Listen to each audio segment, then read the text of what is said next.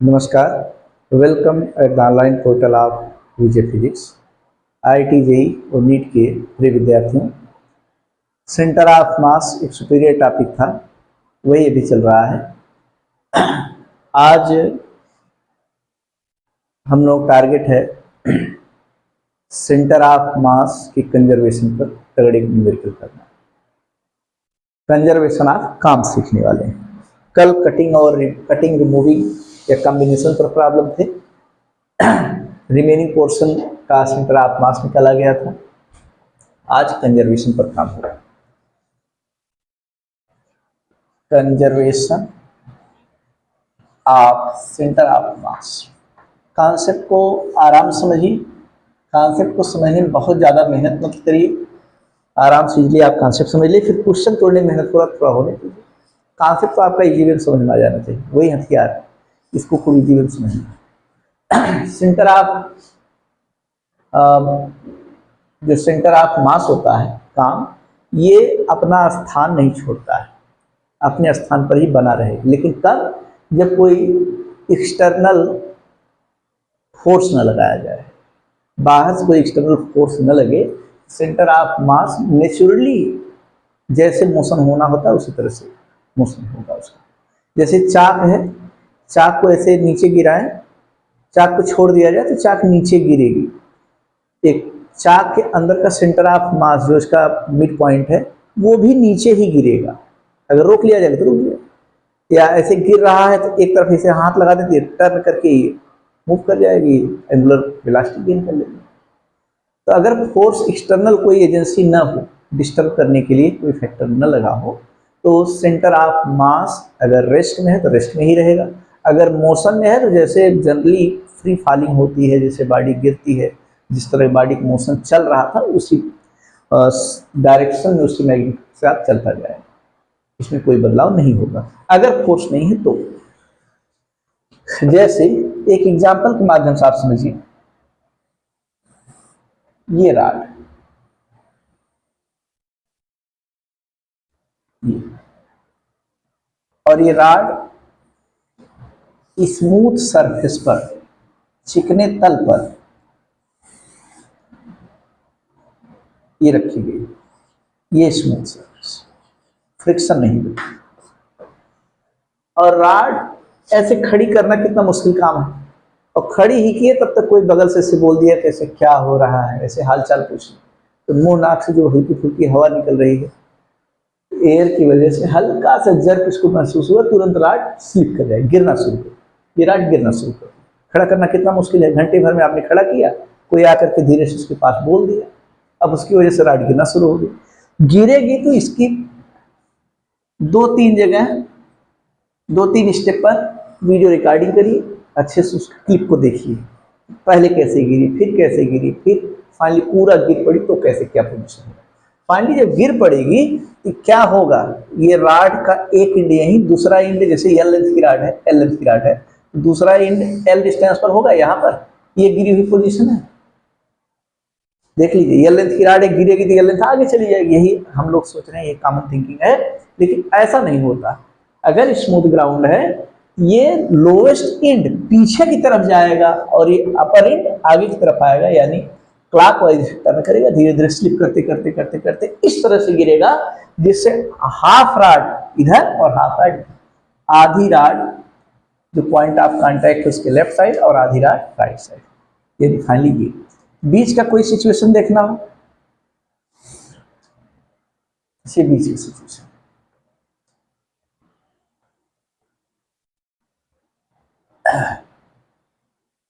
कुछ हिस्सा गिर पड़ा है, ये सेंटर ऑफ मास पहले कहा था, ये काम मिड था,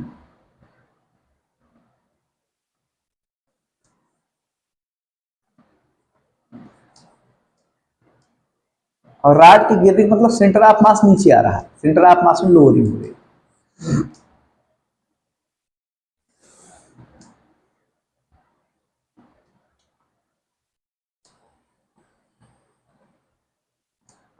ये अब इसका सेंटर ऑफ मास फिर यहां, सेंटर ऑफ मास किस तरफ चल रहा है, नीचे की तरफ, लोअरिंग हो रही है, ये काम है, ये इसका काम है। देखते जाइए, सेंटर ऑफ मास ठीक नीचे की तरफ आएगा, दाएं बाएं नहीं, एकदम मिड पॉइंट जो रॉड का है वो वर्टिकली फॉल करेगा, और फाइनली जब गिर जाएगी तो इस समय क्या पोजीशन होगी, जस्ट आधा, इधर जस्ट आधा। अब सेंटर ऑफ मास कहाँ है, इधर। ये पहली पोजीशन है, गिरते हुए दिखाया जा रहा है, दूसरी पोजीशन है, और ये फाइनली गिर पड़ा, ये तीसरी पोजीशन है। सेंटर ऑफ मास इसी वर्टिकल लाइन के लाइन गिरेगा, ये गिरी हुई पोजीशन है। इस कंजर्वेशन ऑफ सेंटर ऑफ मास का बेहतर एग्जाम्पल है, राड कैसे स्लिप करके गिरती है वो हमने दिखा दिया, और जो फाइनली गिर जाएगी तो आधा इधर आधा इधर, यानी इस पॉइंट ऑफ कॉन्टैक्ट पे L/2 इधर होगा, L/2 इधर।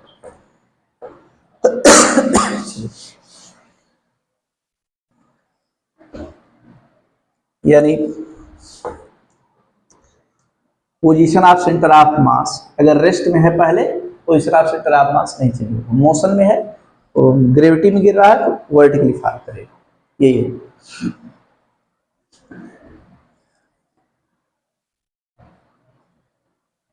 एक टॉप लेवल का प्रॉब्लम पहले लिखते हैं, फिर उसका टूल्स सीखते हैं। पहले प्रॉब्लम लिखा है, ये बड़ा सा एक प्लैंक, और ऐसा सवाल लगाने में लोग 1 पेज 1.5 पेज खा जाते हैं, और आप एकदम इजी में एकदम मौज में लगाएंगे, आराम से चुटकी में आप ऐसे क्वेश्चन मांग मांग करके खोज खोज करके लगाएंगे। ये स्लैब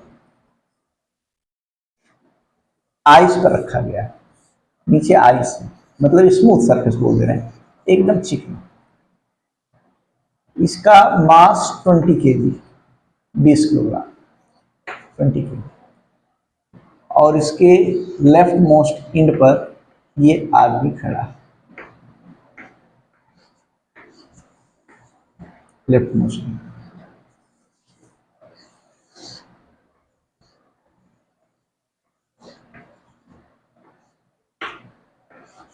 खुद दिख भी रहा होगा आपको।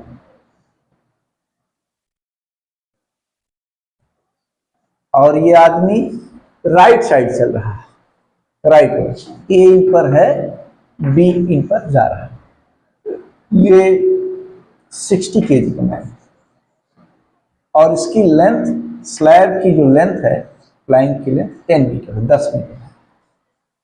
ए से बी की तरफ स्लोली धीरे धीरे जा रहा है, ए से बी की तरफ।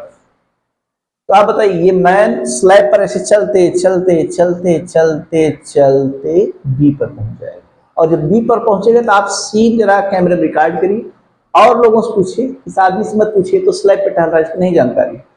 आप देखेंगे ये स्लैब जैसे ही मैन ए से बी की तरफ जा रहा होगा, उस समय स्लैब हल्का हल्का स्लाइटली धीरे धीरे हौले हौले पीछे की तरफ आना होगा। आपको बताना है जब मैन ए से बी पर पहुंच चुका होगा तो उसमें स्लैब कितना लेफ्ट राइट से करेगा, यही एक्स पूछा गया। According as figure, if man reaches from end A to end B of the slab, और स्लैब कहाँ रखा गया है, smooth ground, which is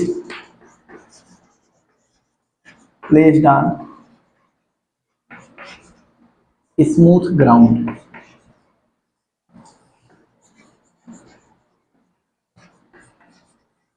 then find out shift कहीं चाहे डिस्प्लेसमेंट कहीं, शिफ्ट ऑफ स्लैब।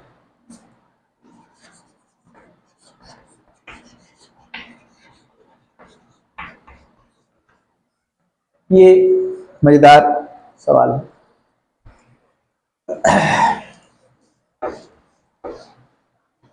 पहले क्वेश्चन हमने दिया, इसका फार्मूला और लोग तरह तरह से पेश करते हैं, आप अपना जेन्युइन एकदम स्टैंडर्ड फार्मूला लगाइए और 2 लाइन 3 लाइन में जवाब पा जाइए।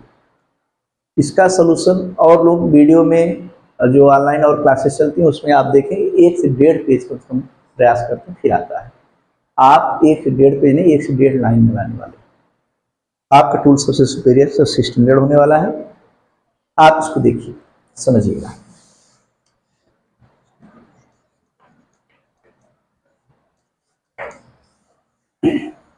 कंजर्वेशन ऑफ काम का बेहतरीन एप्लीकेशन है। जैसे जिम में वो दौड़ लगाने के लिए, दौड़ने के लिए स्पेस कम होता है, तो वहाँ पर एक साइकिल की तरह हैंडल वाला सिस्टम होता है और नीचे एक काली काली लंबी सी एक बेल्ट होती है, चौड़ी होती है और लंबी सी 2-3 मीटर की बेल्ट होती है। 2 पुल्लियाँ होती हैं, रोलर होते हैं, उसी पर वो कन्वेयर बेल्ट चढ़ी होती है और उसी बेल्ट पर लोग दौड़ते हैं। तो वहाँ स्पीडोमीटर लगा होता है, कितनी रफ्तार चल रहे हैं, कितना डिस्टेंस आपने कवर किया, ये सारी चीज़ें शो होती है। जिम वगैरह में दौड़ने के लिए यही नॉर्मल सी व्यवस्था है, थोड़े से स्पेस में लोग दौड़ते हैं। तो वहाँ पर आदमी पैर आगे की तरफ चलता है लेकिन वो बेल्ट पीछे की तरफ चलती है, पीछे की तरफ रोटेट करती है। तो वही सीन यहाँ भी है, आगे चलेगा लेकिन स्लाइड पीछे की तरफ।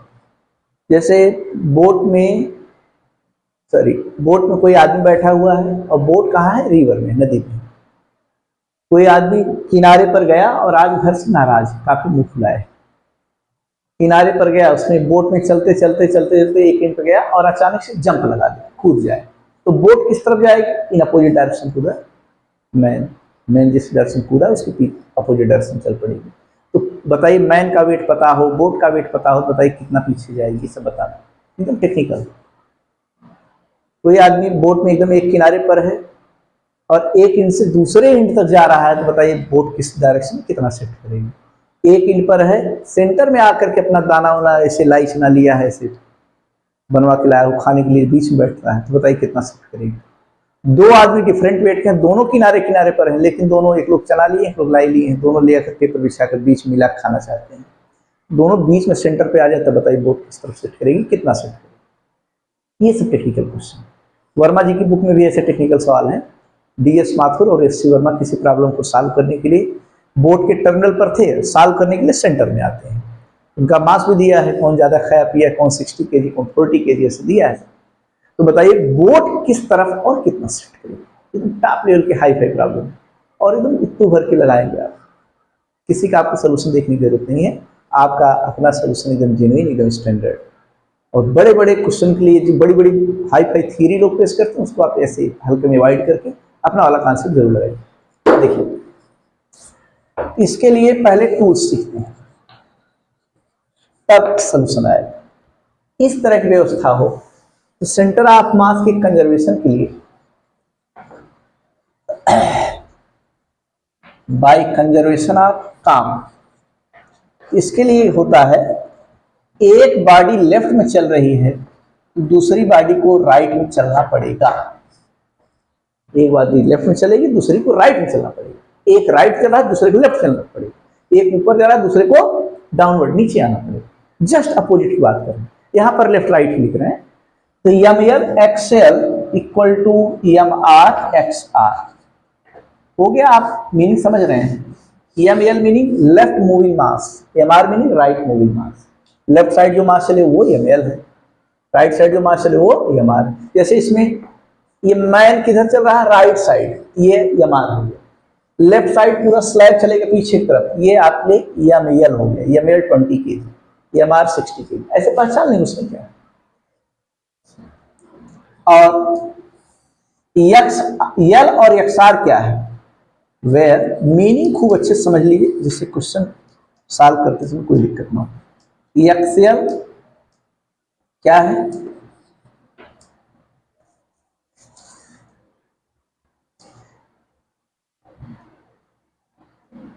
लेफ्ट साइड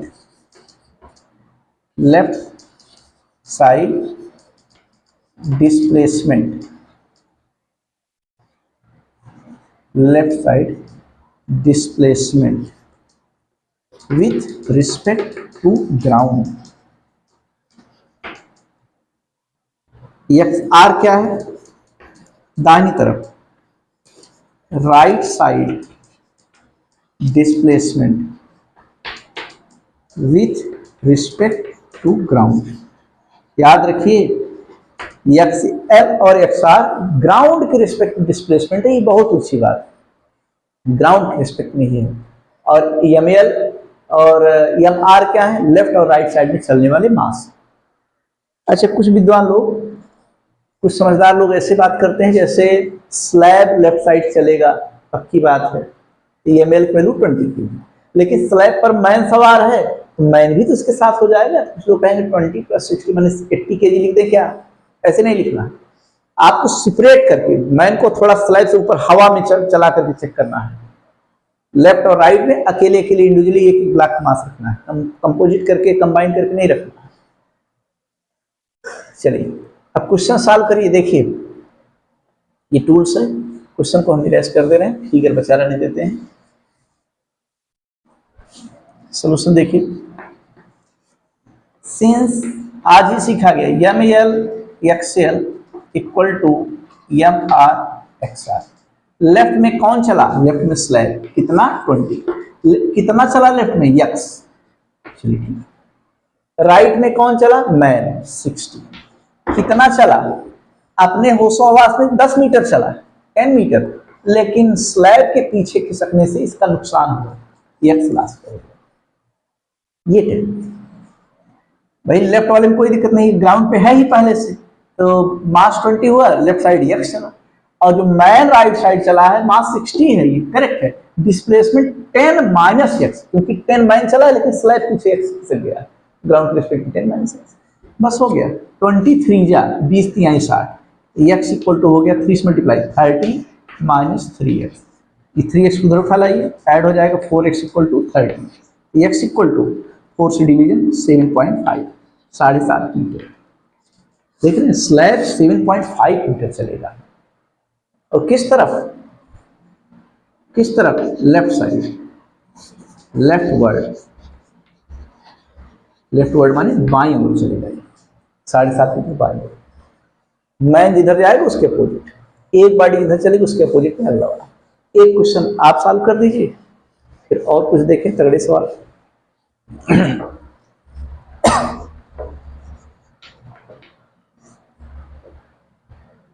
लीजिए फिर उसी पैटर्न पर एक सवाल।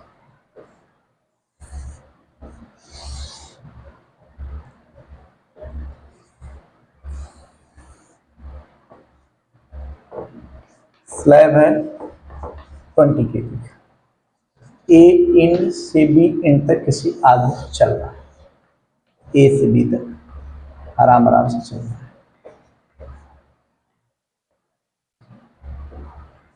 ए से बी तक, ये 10 मीटर है, 10 मीटर, और ये 80 kg है, दुबला पतला भले दिख रहा है लेकिन 80 kg, पिछले वाले से ज्यादा मजबूत। अब आप बताइए ए से बी तक जब मैन पहुंचेगा तो स्लैब किस तरफ और कितना, किस तरफ, लेफ्ट साइड कितना, वही बताना है, किस तरफ पलट क्लियर, जस्ट अपोजिट मोशन होता है। According as figure find out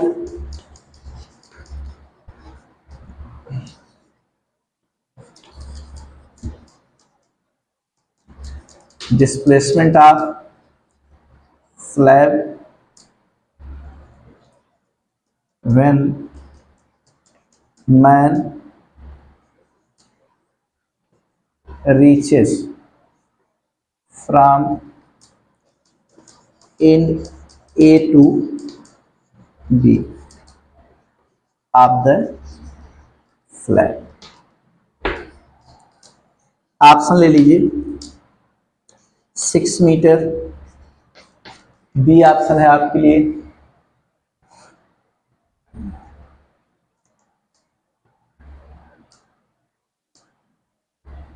8 metre,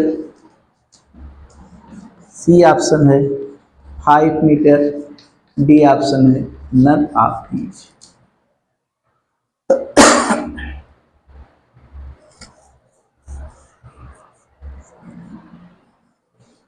अब लगा दीजिए, 2 लाइन में आपने वादा किया था कैसे क्वेश्चन 2 लाइन में आप सॉल्व करेंगे, और लोग 1 पेज 2 पेज में। देखिए स्मार्ट सॉल्यूशन इसका वही फार्मूला लिख दीजिए एक बार, M L X L equal to M R X R. Left moving mass कितना, लेफ्ट में स्लैब चलेगा, ये यही सपोज कर लें लेफ्ट में स्लैब चलेगा, कितना चलेगा, सपोज कर लिए एक्स। तो एम एल मतलब लेफ्ट में चलने वाला मास 20 है, कितना एक्स। राइट में मैन चल रहा है 80 का, और कितना अपने होश हवास में फैन चला, लेकिन स्लैब ही खिसक गया बाई तरफ, तो उसका लॉस हो गया 10-6। ये थोड़ा सा ध्यान देने वाली बात है। तो 20 से कट करेंगे तो ये आ जाएगा 4, एक्स इक्वल टू हो जाएगा 4 और n-x, ये x इक्वल टू हो गया 40 और -4x। 4x किधर ले आए तो ऐड हो जाएगा, 5x इक्वल टू 40, हमें x में इंटरेस्ट है तो 40 बाई हो जाएगा, तो x की वैल्यू आ गई 8 मीटर। किस तरफ, लेफ्ट साइड। कोई ऑप्शन जरूर दिख रहा होगा, क्लिक कर दीजिए, बी ऑप्शन इज करेक्ट। समझ गया हूं, क्वेश्चन की औकात समझ गए आप लोग।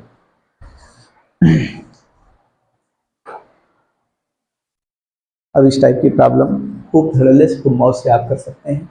कुछ और अच्छे सवाल जिससे नए प्रॉब्लम फ्रेम हो वो भी आपसे छूटे नहीं, उसको बताने का प्रयास करें। कोई एक टॉपिक पढ़े तो एकदम निचोड़ निकाल कर रख लीजिए।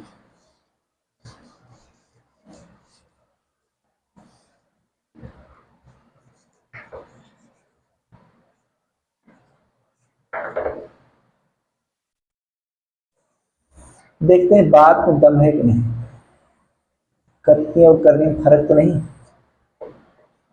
अपनी बात से आप डाइवर्ट तो नहीं होते हैं। ये बड़ा सा स्फीयर,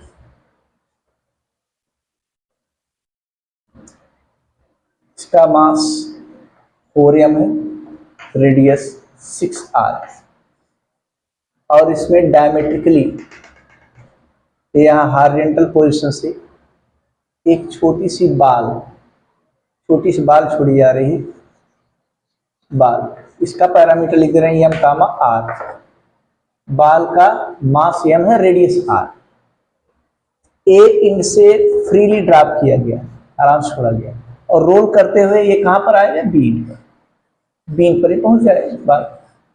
तो ए से बी तक बाल चल रही है, तो बोली बड़ा वाला स्फीयर किधर चलेगा, पहले इसी में लड़ाई हो गई, इसी में डिस्प्यूट हो गया कि बड़ा वाला बिगर जो स्फीयर है, ये जो सेल देख रहे हैं आप, ये किस तरफ चलेगा, जबकि छोटी वाली बाल ए से बी जा रही है। ज्यादातर लोग जो अपना दिमाग लगाए वो ऐसे समझे कि बाल जा रही इधर और इधर जाकर के ऐसे दीवार हिट करेगी, ऐसे टक्कर होगी, कोलिजन, और बड़ी वाली बाल क्लॉकवाइज मूव करेगी, यानी राइट वर्ड बढ़ जाएगी आगे की तरफ। लेकिन ऐसे नहीं सोचना है, आपको सेंटर ऑफ कंजर्वेशन आप जो काम सीखें उस पर भरोसा करना है, जो आपका कंक्रीट कॉन्सेप्ट है उसको मन बैठाइए। अभी सीखा गया, एक बॉडी लेफ्ट साइड चल रही तो अगले को राइट में चलना पड़ेगा, एक ऊपर उड़ रहा तो अगले के नीचे गिरना पड़ेगा, पक्का, तभी सेंटर ऑफ मास कंजर्व होगा पूरे सिस्टम में। इसका सेंटर ऑफ मास कंजर्व होने के लिए बाल छोटी वाली ए से भी चल रही है, तो बड़ी वाली किधर चलेगी, एंटी क्लॉकवाइज रोटेट करेगी और फाइनली इस तरफ डिस्प्लेस करेगी, लेफ्ट में। ये सबसे ऊंची बात, बिगर वाली, यानी ये एंटी क्लॉकवाइज रोटेट करेगा, या ग्राउंड पर लेफ्ट साइड चलेगा। According as figure, find out displacement of cell on ground when ball reaches from A to B, ए से बी की तरफ जब चलती है तो।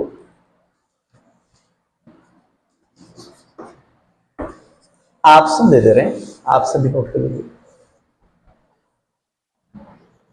ए ऑप्शन 2R राइट,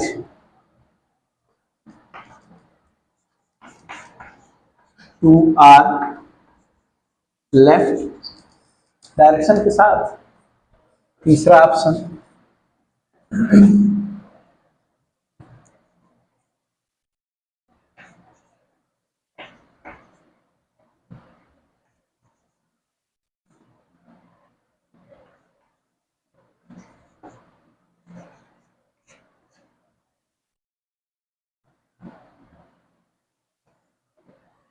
तीसरा ऑप्शन है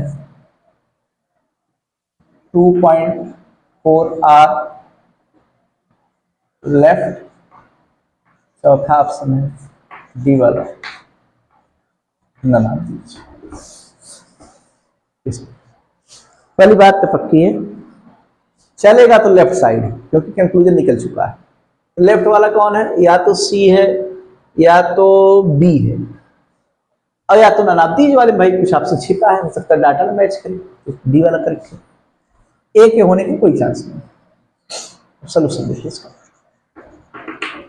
अब बात पर जोर दे रहे हैं, उसी बात को फिर स्ट्रेस के साथ दबाव देकर भी कह रहे हैं, only left and right displacement are important, path doesn't important। रास्ता किस ट्रैक पर चला वो यहां पर इंपॉर्टेंट नहीं है, केवल एग्जैक्ट लेफ्ट और एग्जैक्ट राइट ही इंपॉर्टेंट है आपके लिए डिस्प्लेसमेंट। बस इसी बात को जोर देकर कह दिया। क्या लिख देंगे? M L XL equal to M R X R. ध्यान देना है, लेफ्ट में कौन चला? बड़ा वाला, यानी मास 4m है। कितना चला? Pure x. देखिए इक्वेशन के लेफ्ट हैंड साइड बड़ा आसानी से लिख लिया जाता है। राइट हैंड में कौन चला? छोटी वाली बाल चली एम। और कितना चला?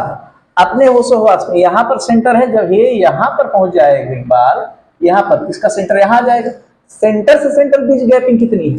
देखिए भाई 6r रेडियस है, पूरा ए से बी तक 12r है, लेकिन आर यहाँ पर सेंटर है, आर इधर से छूट रहा है, यहाँ पर सेंटर है। एक आर इधर से नुकसान हुआ, एक आर इधर से। डायमीटर तो 12r था, लेकिन 2r का लॉस हुआ। इसका मतलब क्या लिखेंगे? 12r डायमीटर है, लेकिन 2r का लॉस हुआ। इसका सेंटर इसके सेंटर से बीच गैपिंग। अब माइनस एक्स का नुकसान तो होना ही। ये यहाँ पर इंपॉर्टेंट है, ये लाइन मार्जिनल। एम का कैंसिलेशन हुआ, 4x इक्वल टू, ये देखिए 10r हुआ, 10r माइनस एक्स। एक्स को इस तरफ ले आइए, 5x हो गया, ऐड हो जाएगा। अब तो आप समझदार हैं ही, x की वैल्यू 5 से डिवीजन, यानी एग्जैक्टली 2r आएगा। ऑप्शन बी इज करेक्ट, वो भी लेफ्ट साइड। और जो लोग थे वो कैसे गलती करते? वो ए से बी तक टोटल लिख लेते 12r। क्या लिखते? 4m x equal to small m, और यहां लिख देते 12r minus x, 12r minus x. तो यहां से फिर एम एम कैंसिल करते, 4x equal to 12r minus x. X से जाते 5x, तो 5x equal to 12r, x equal to आ जाता है 2.4r। यानी सी वाला ऑप्शन क्लिक करने का प्रयास करते हैं। लेकिन ध्यान क्या देना है, अगर डायमेंशन हो गया, जो छोटी वाली बॉडी चल रही है उसका भी अपना डायमेंशन है, भारी भरकम, तब उसमें ये देखना कि उसका सेंटर कहां से कहां तक पहुंचा, वो आपके लेफ्ट और राइट में काउंटिंग करेगा। तो सी ऑप्शन नहीं, B is the correct answer. समझ गए होंगे आप। अब इस टाइप क्वेश्चन जो भी मिलेगा कर लेंगे। फिर से नोट में, only left and right displacement are important, path is useless. किस रास्ते से चला वो रास्ते कोई मतलब नहीं, डिस्प्लेसमेंट होता है। पाथ ये चला, कुछ लोग इसका डायमीटर पेरीमीटर का हाफ करने लग गए, सरकमफ्रेंस का हाफ। ये सब नहीं करना है, फालतू काम। एग्जैक्ट लेफ्ट राइट आपको डिस्प्लेसमेंट देगा।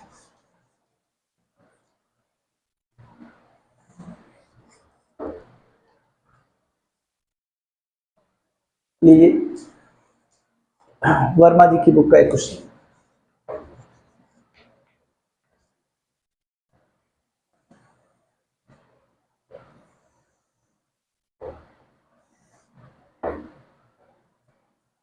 एच हाइट है, ये एंगल थीटा है, इस वे से ब्लॉक का मास एम, स्मूथ सरफेस पे रखा गया है, स्मूथ म्यू इक्वल टू 0, या स्मूथ वर्ड लिख दिया जाए। एक छोटे से ब्लॉक को जिसका मास स्मॉल एम है, ऊपर से नीचे की स्लाइड करने का मौका मिल रहा है। ऊपर से नीचे स्लाइड करके आ रहा है, ए है, बी है और सी। ए से बी तरफ स्लिप कर रहा है, स्लाइड करके आ रहा है। तो बताइए बड़ा वाला ट्रायंगुलर ब्लॉक किधर जाएगा? ट्रायंगुलर ब्लॉक पीछे जाएगा, सीरीज बात। कितना जाएगा वही इंपॉर्टेंट है। According as figure find out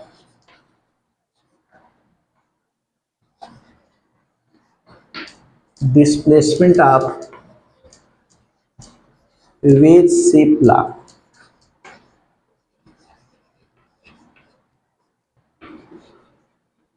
when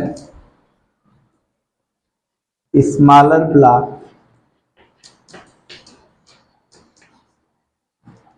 reaches at point C। जो छोटा वाला ब्लॉक ए से सी पर स्लिप करके आता है हाइपोटेनस के अलावा, तो बताइए बिगर वाला जो ब्लॉक है वेज शेप वाला वो कितना चलेगा और किस तरफ चलेगा भाई, किस तरफ, ठीक लेफ्ट साइड। सोल्यूशन तो कितना चलेगा ये, सपोज के लिए पीछे की तरफ चलेगा कितना, ये एक्स बोलिए, यही एक्स निकालना है। लिखिए M L XL equal to M R into X R. Left में चला ये बड़ा वाला खाया पिया मास कितना एक्स, राइट में स्मॉल एम चला, लेकिन कितना चला, एग्जैक्ट राइट की बात हो रही है। ये स्लोपर सरफेस ढालू पर नीचे उतर रहा है, मजा खाते हुए आ रहा है, इससे मतलब नहीं। एग्जैक्टली राइट कितना, एग्जैक्टली राइट मतलब ए पर है तो इसका मतलब आप बी पर आ जाइए, मतलब ए की सीध में वर्टिकली डाउनवर्ड बी वाले पॉइंट पर आ जाइए। बी से सी पर चला, ये राइट साइड डिस्प्लेसमेंट। ए से सी उतरने मतलब राइट साइड कितना चला, बी से सी। ये बी से सी ये हम लोग समझ गए, लेकिन स्लैब शिफ्ट होने की वजह से एक्स का लॉस हुआ। अब बीसी कितना है, देखिए ये एच है, ये बीसी हो जाएगा एच काट, इसको कोई इक्वेशन बोल दीजिए, पहले बीसी ही निकाल लीजिए। सिंस tan थीटा निकाल लीजिए, तो tan थीटा निकालेंगे तो परपेंडिकुलर एच है बाई बेस आपके लिए नहीं पता बीसी, तो बीसी चाहिए तो tan से डिवीजन हो जाएगा एच बाई tan थीटा, या आराम से खूब लिखना है तो ऊपर ले जाइए tan को काट हो जाएगा। This with equation but BC place पर एच काट रख सकते हैं। नाउ इक्वेशन 1 और 2 से capital M into x equal to small M into H cot theta minus x, M से मल्टीप्लाई करिए, कुछ कैंसिल नहीं होने वाला है। M x equal to M H cot theta minus M x small M x, इस तरफ ले आके ऐड कर लीजिए, ऐड हो जाएगा X common, capital M plus small M, इधर M H cot of theta. आपको एक्स में इंटरेस्ट है तो डिब्बे से डिवीजन लीजिए, ये फाइनल आंसर हो गया, ये फाइनल आंसर आ गया। फाइनल आंसर यहाँ लिख दे रहे हैं, विच इम्प्लाइज एक्स की वैल्यू आ गई कितना, M H cot of theta by capital M plus small.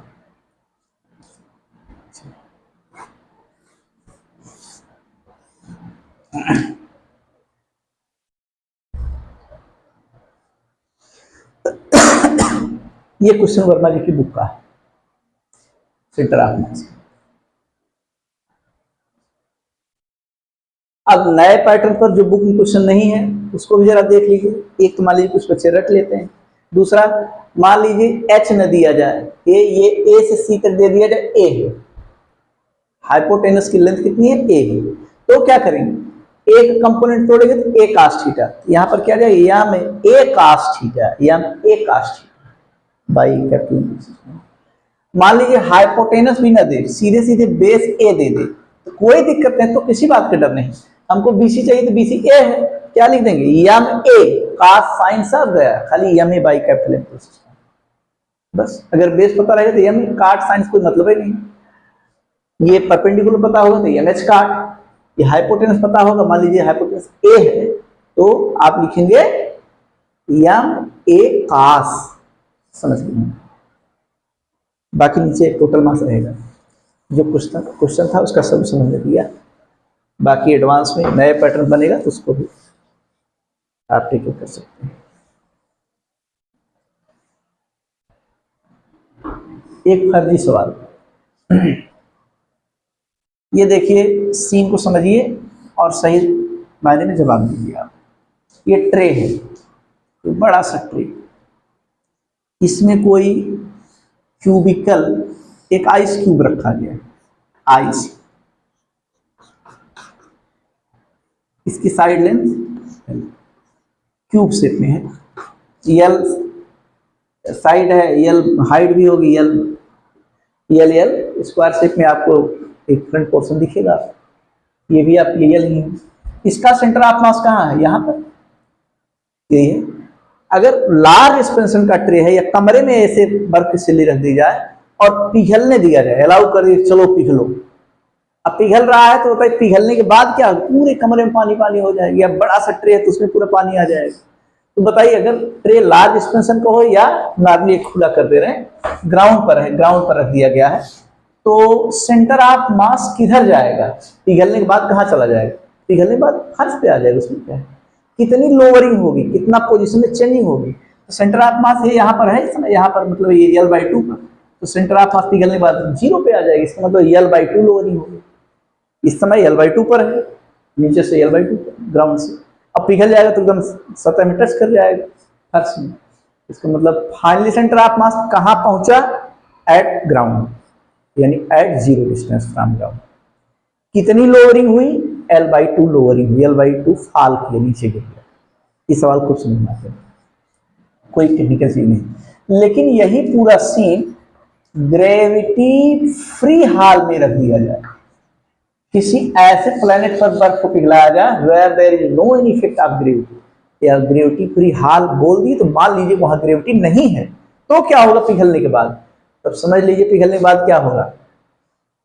पिघलना ये टेम्परेचर पर डिपेंडेंट चीज है, पिघलना मेल्टिंग पॉइंट पर, और जो पिघल करके बर्फ पिघल करके जो फर्श में टच कर जा रहा था, नीचे गिर जा रहा था, ये ग्रेविटी का कमाल था। अगर ग्रेविटी फ्री हाल रहेगा, ध्यान दीजिएगा, बर्फ पिघल जाएगी लेकिन उसका शेप नहीं बदलेगा, क्यूब के फॉर्म में वाटर आ जाएगा। उंगली ऐसे डालें तो उंगली भीग जाएगी, उंगली आपकी भीग जाएगी, डिस्टर्ब करें डिस्टर्ब नहीं होगा, वैसे बना रहेगा, क्यूब बना रहेगा। याद रखिए, अगर ग्रेविटी फ्री हाल होगा, आइस पिघलने के बाद भी बिल्कुल ऐसे क्यूब शेप में दिखेगा। बताइए पोजीशन में कितनी चेंजिंग हुई? सेंटर ऑफ मास पोजीशन में नो चेंज। ग्राउंड से सेंटर ऑफ मास पहले कहां था? जब बर्फ था तो L/2 पर, पिघलने के बाद जब वाटर फेज में आ गया तब कहां है? तब भी L/2, यानी चेंज कितना हुआ? No change. Centre of mass वहीं बना रहेगा। ये समझ गए होंगे आपको। ग्रेविटी फ्री कहने पर घबराइएगा नहीं, वहीं को वहीं रह जाएगा।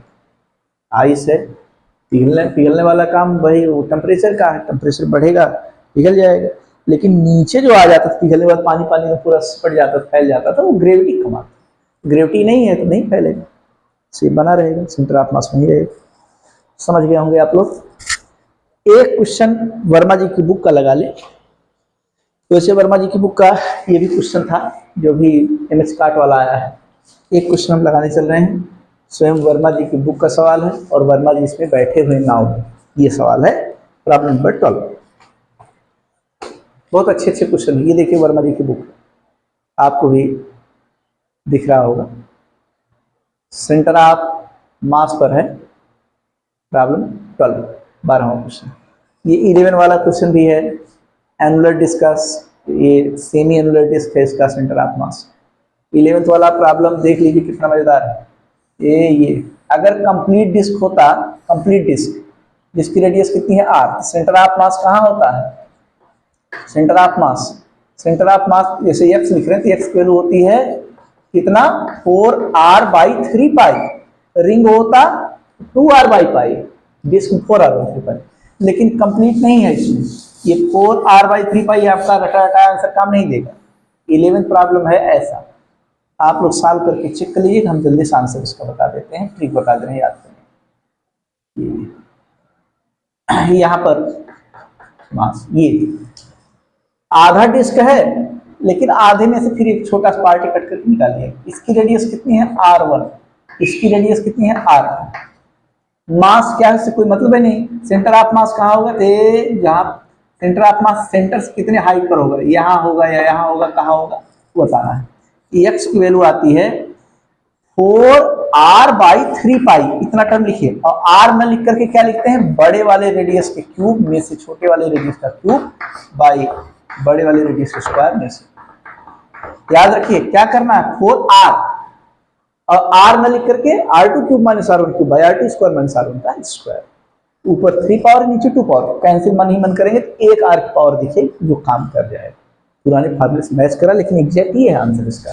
अब इसको अगर सिंप्लीफाई करना चाहते हैं आप, ये तो याद करने की ट्रिक है, सिंप्लीफाई करना चाहते हैं 4/3 पाई और a³ माइनस b³ वाला फार्मूला लगा दीजिए। a माइनस b होता है r2 minus r1 into r2 की स्क्वायर प्लस r1 की स्क्वायर प्लस r1 r2। क्या फार्मूला होता है a³ माइनस b³ का? a³ माइनस b³ फार्मूला है पहले ब्रैकेट में a minus B into A square plus B square plus A B, 2ab नहीं खाली a minus B into A square plus B square plus A B. उसी type से हमने expand कर दिया। डिनोमिनेटर में ये स्क्वायर डिफरेंस वाला वर्गांतर वाला फार्मूला है, ए स्क्वायर माइनस बी स्क्वायर होता है a माइनस बी, बिल्कुल वैसे ही लिखिए, और अगले में a plus B r2 plus r। देख लीजिए ये पार्ट कैंसिल हो गया, तब क्या आ जाता है finally 4/3 pi r1 square plus r2 square plus r1 r2 by r1 plus r2। याद करने की ट्रिक अपना 4/3 पाई इंटू r अकेला ना लिख करके 3 पावर वाला नीचे 2 की पावर वाला r2³ minus r1³ by r2² minus r1 square. कभी कभार ये आंसर मैच कराने के लिए आ जाता है, कभी कभार ये आंसर मैच कराने के लिए आ जाता है, दोनों ही एक सिक्के के दो तीन पहलू हैं। हम लोग बह गए प्रॉब्लम नंबर 12 देखना था, 12 वर्मा जी की बुक का।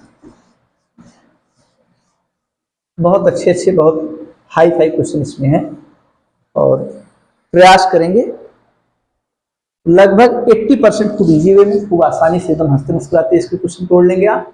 बाकी जो 20% क्वेश्चन है उसको थोड़ा सा बुद्धि लगाने की जरूरत है, थोड़ा सा दिमाग लगा काम करें हो जाए वो भी। प्रॉब्लम नंबर 12 है, एक जेन्युइन ब्रांडेड बुक है, लिख दे रहे हैं वर्मा जी का नाम एस वर्मा जी। क्वेश्चन हम पढ़ दे रहे हैं और पूरा लिख नहीं रहे। बुक का प्रॉब्लम है, वेल नोन बुक है, सबको पता है। मिस्टर वर्मा 50 kg, वर्मा जी 50 किलोग्राम के, and mister Mathur 60 kg, Mathur ज़्यादा खाए पिए हैं, DS माथुर, ये भी फिजिक्स के अच्छे राइटर हैं। वर्मा 50 kg हैं और DS Mathur ji 60 kg are sitting at the two extremes of a 4 metre long boat. एक लंबी सी बोट है 4 मीटर की, दोनों एक्सट्रीम पर एकदम किनारे किनारे पर इंड पर है, टर्मिनल पर। बोट ब्रैकेट में 40 kg, और बोट का भी बातों में जवाब दे दिया गया, 40 किलो की बोट है, लकड़ी की नौका। स्टैंडिंग स्टिल इन वाटर, शांत जल में बोट पड़ी हुई है। Full stop. To discuss a mechanics problem they come to the middle of the boat. दोनों DS माथुर जी और SC वर्मा जी बीच में आते हैं, middle of the boat. Middle of the boat मतलब 2 मीटर वो चले, 2 मीटर ये 4 मीटर की नाव थी। Neglecting friction with water, how far does the boat move on the water during the process. Boat कितना वाटर में चलेगी, ये कितना गजब का question. ML XL equal to MR XR पर तगड़ा क्वेश्चन, इसमें 3 मार्क्स आ गए, 2 आदमी 1 बोट। अब देखिए कैसे लगता है, फार्मूला अगर काम कर गया तो समझिए ये क्या बात है, हर तरह की प्रॉब्लम तोड़ गिराएगा ये। उसी चेकिंग हो रही है, हमारा वाला जो घर का देसी फार्मूला उसकी चेकिंग होने जा रही है।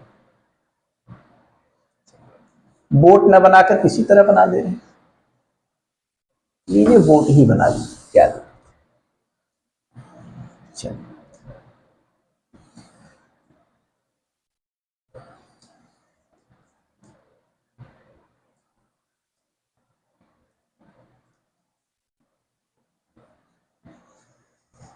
इधर वर्मा जी,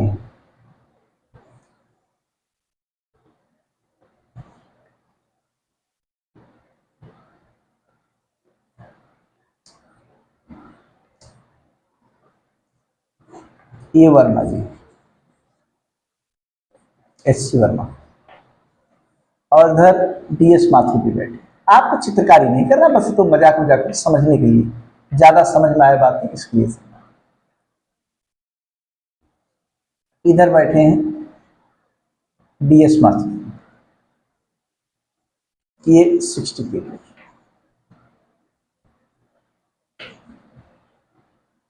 माथुर जी सम्मान के साथ नाम ले रहे हैं, SC वर्मा जी है ना। ये 40 kg की बोट है और 4 मीटर लॉन्ग है, 4 मीटर।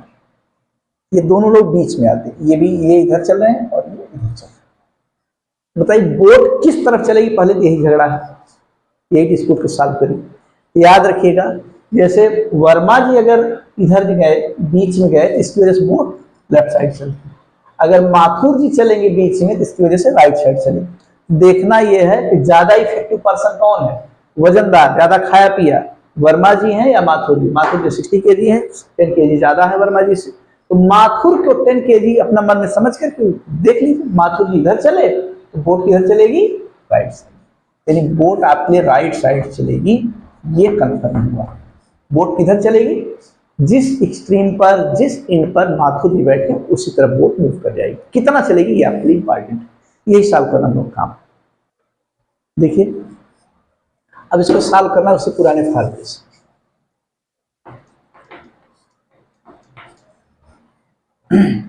क्या फार्मूला है, एक ही बार लिखिए, M L XL equal to M R X are.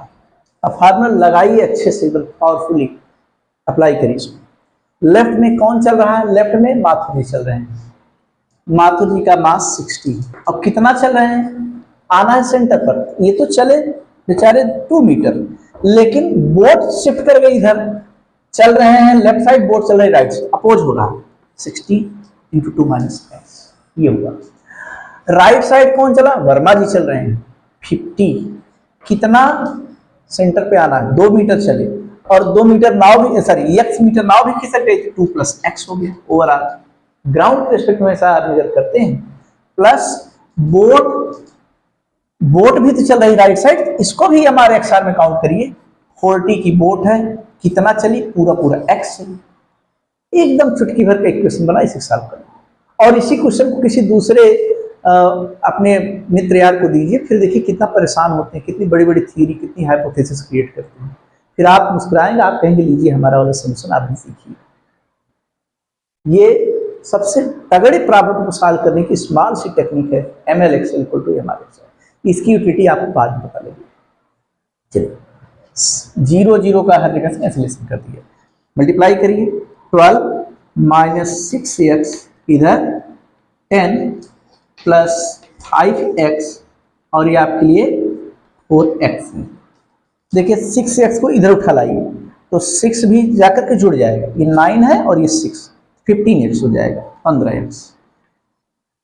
और 10 को इधर उठा लेंगे तो 12 माइनस 10, 10 सब्ट्रैक्ट हो जाएगी, इधर 2 आ जाएगा। तो x की वैल्यू आ गई, x की वैल्यू हो गई 2/15 मीटर, यही आंसर है। सेंटीमीटर लिखना चाहें तो 100 से मल्टीप्लाई करिए, 200/15, अब तो हार्ट्स लिख सकते हैं सेंटीमीटर।